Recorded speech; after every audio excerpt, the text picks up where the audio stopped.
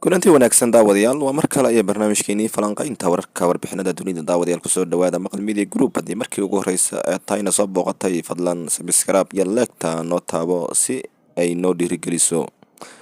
mahadsanidin daawadayaal magaalada laascaanood ayaa maalinkii 14aad u muuqata mid xaaladeedu ay cakiran tahay kadib markii hogaamiyaha Soomaaliland Muuse Biixi Cabdi oo la kor taagan yahay magaaladaas hub aad u waaweyn soo banaanka magaalada ka duqeynaya garaadada gobolkaas kasoo jeeda ayaa ku eedeeyay in uu wax tabar kasta u hayay iyo hub kasta uu hayo ku tijaabiyay magaalada laascaanood ee xarunta gobolka Sool garaadada ayaa hadlaya sheegay Muuse Biixi haduu haysan lahay hubka waaweyn sida diyaaradaha kale inuu duqeyn baahan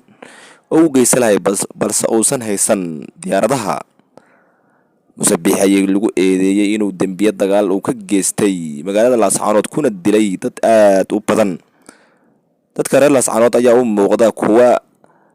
iska indhatiraya cududda iyo awoodda uu dul dhigay Muuse Biixi Cabdi magaalada laascaanood duqeynta ayaa mid si istabajooga uga socota magaaladaas iyo nawaaxiga magaalada laascaanood dowladda Soomaaliland ayaa hore ku eedeysay inay gobolkaas ay jilbaha dhigteen kooxa argagixisa kuna eedeyn garaadada iyo dadka deegaanka inay yihiin kooxa argagixisa balse adduunka iyo dadka kale Soomaalida ay ka dhaadhici weysay waxa ay Soomaaliland ku sheegayso in dadka deegaanadaas ay yihiin kooxa wax qarbuda Soomaaliland ayaa u muuqata mid maalin ka dambaysa madaxa la dhacaysa derbiyo aysan jirin meesha ay siyaasadda u aragto dadkaas waxay isku dayday in ciidan iyo xoog military ay ku soo celiso sanadku markii 1988 ayay waxay ku eeday jireen madaxweynihii hore Maxamed Siyaad Barre inuu la dhacay hub aad u culus magaalada Hargeysa taasoo ilaa hadeertaan ay diyaarad ay suran tahay magaalada Hargeysa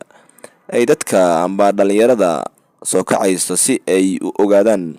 inay Soomaaliya duqeyn baahan ay ka geysatay magaalada Hargeysa dowladii kacaanka hogaaminayay Maxamed Siyaad Barre balse 2023 ayuu Muuse Biixi korneelka mayalka adag wuxuu u muuqdaa inuu duqeyn baahan la dhacayo magaalada laascaanood ay dad shacab ay ku dhaqan yihiin Soomaaliland ayaa meel nabdoon balse hadda u muuqata mid kala furfurmaysa dagaalkan magaalada laascaanood ka hor Soomaaliland waxay ku eedeysay inay soo abaabulay madaxweynaha deegaanka Soomaalida Itoobiya Mustafa Cagjar taasoo garaadada ay shirku u horeeyay ku qabsadeen magaalada laascaanood ee xarunta magaalada Jigjiga xarunta dowladda deegaanka Soomaalida Itoobiya balse war Soomaaliland ayaa u gudbisay dhinaca federaalka Itoobiya cabasho ka dhan ah inay dowladda deegaanku ay doonayso inay burburiso Soomaaliland madaxweyne Cagjar ayaa waxaa la soo hadlay ra'iisul wasaaraha Itoobiya Abiy Ahmed una sheegay in uu ka joogo wuxuu faraha kula jiro Cagjar ayaa sheegay inuusan asugu warka haynin xaaladda amba dadka ku shiray magaalada Jigjiga Itoobiya ayaa ku sheegtay in ay boqolkiiba 19 ay ku leedahay dekada magaalada Berbera taasuna aysan dan u ahayn soo Itoobiya Cagjar ayaa wasiirkiisa warfaafinta la hadlay warbaahinta ayaa sheegay in aysan raalli ka ahayn Soomaaliland uu ku tilmaamay dal dirisa iyo dad walaalahooda marnaba aysan ka suurtoobin dowladda deegaanka in ay abaabusho colaad ka dhan ah ama burburinta dowladda Soomaaliland ayaa Muuse Biixi hadda waxaa la sheegayaa inuu beelaha Erer Soomaali uu ku casuumay doono magaalada Hargeysa taasoo ay doonayaan inuu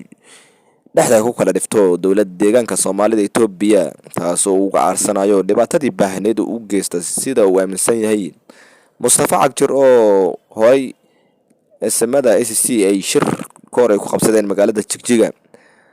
Muuse Biixi ayaa sheegay inay beelaha Erer Soomaali inay ka tashadaan ay tahay dowladda deegaanka kuna dulman yihiin tobanaan sano amba 30 sano la soo dhaafay ay yahaayeen kuwa hoos joog u beesha ogaadeen sida hadalka loo dhigay maamul gaara loo samay doono beesha direed iyo beelaha kale ee Soomaali ku abtirsada. Dowladda Federaalka Itoobiya wasiirka maaliyadda ayaa isagu la sheegaya inuu gacan weyn ku leeyahay